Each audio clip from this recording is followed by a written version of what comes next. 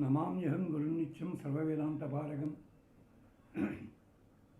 శ్రీవేంకటాక్షంచ లోకకళ్యాణకారకం. గౌతమాన్వయ సంజాతం శివారి గురుస్తుతం మంత్రార్థాదివ్రతాతారం అప్పకొండార్యమాశ్రయే.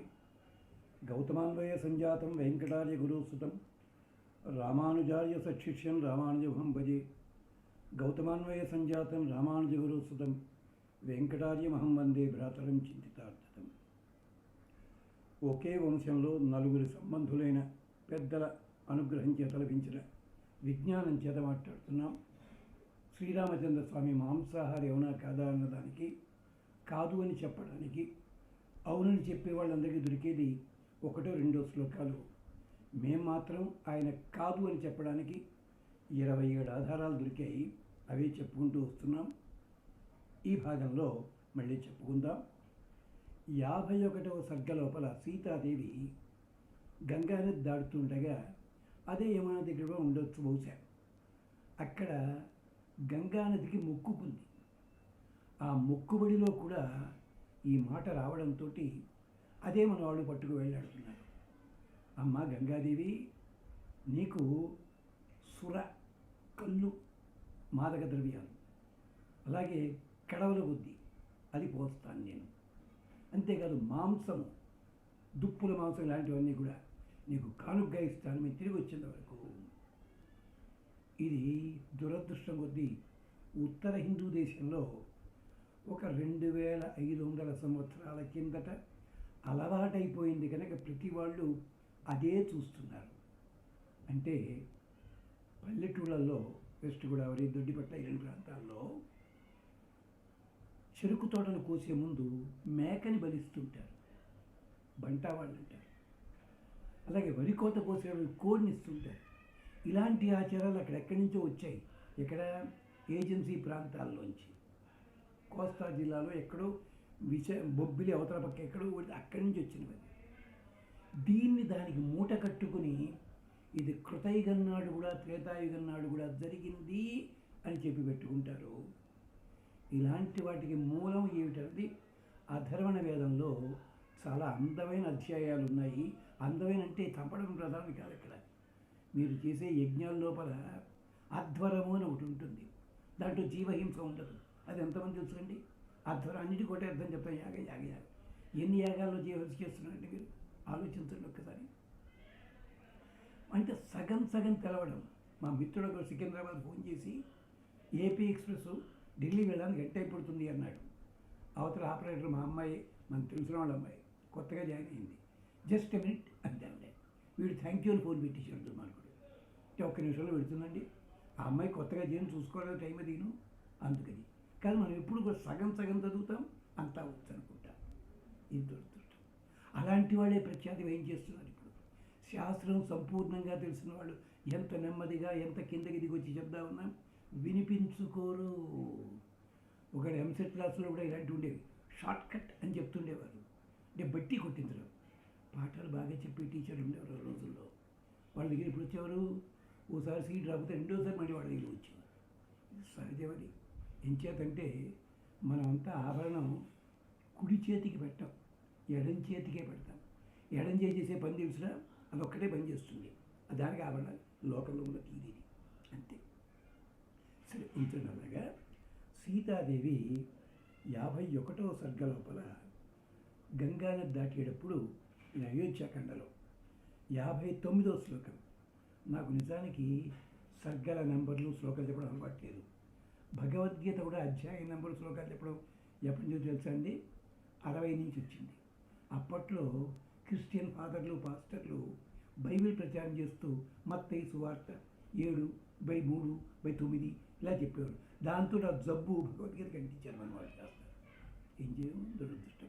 మీరు ఒక్కసారి పండిత సభలు జరిగేది ఒకప్పటి రోజుల్లోనూ. దాంట్లో కేవలం వాళ్ళు అధ్యాయం పేరు చెప్పేవారు తప్ప అధ్యాయం నంబరు, శ్లోకము, ఇన్నో పదము అనేవాళ్ళు అనేవారు కాదు. భగవద్గీత సభలు ఉండేవి కొత్తగూళ్ళలోనూ, ఒంగోలు, పెడన ఇలాంటి చోట్ల చూసాం మేము. అందుకే చెప్పాల్సి వస్తుంది. ఇప్పుడు చెప్పబోతే తప్ప కుదరటంలే. అదనమాట. అక్కడ 59వ శ్లోకం ఉంటుంది. సురాఘట సహస్రేణ మాంసభూత ఓదనేన యక్షే. అమ్మా, వేలాదిగా ఉండే కళ్ళు కుండలతోటి సుర మాంసభూత ఓదనేన, మాంసంతో కూడిన ఆహారాలతో నీకు యాగం చేస్తాను, నీకు తృప్తి కలిగిస్తాను అందక్కడ. ఇక్కడ నది దాటేటప్పుడు కళ్ళు పొయ్యడం అన్నది ఒక్కసారి ఏకాగ్నికి అండ కానీ, లేకపోతే మీరు పెళ్ళైన తర్వాత ఆ 16 రోజుల పండుగ అయిపోయింది, కాపురం వెళ్ళిపోయి నది దాటాల్సి వస్తుంది. అక్కడ మంత్రాలు ఉన్నాయి. అక్కడ నదులకు ఏమిస్తారో ఒకసారి ఎప్పుడైనా చూసారా మీరు? చదివారా మంత్రాలు? చదవరు. నాకు ఓ చోట ఇది అనుభవమే. 2001 అనుకుంటాను, పాలకుల సభ లోపల శ్రీరామ సేతు బంధనం ఇచ్చారు నాకు. నోరు మూసుకుని రామాయణం చెప్పుకోవచ్చు కదా నేను, కొత్త చెప్పాలని ప్రయత్నం.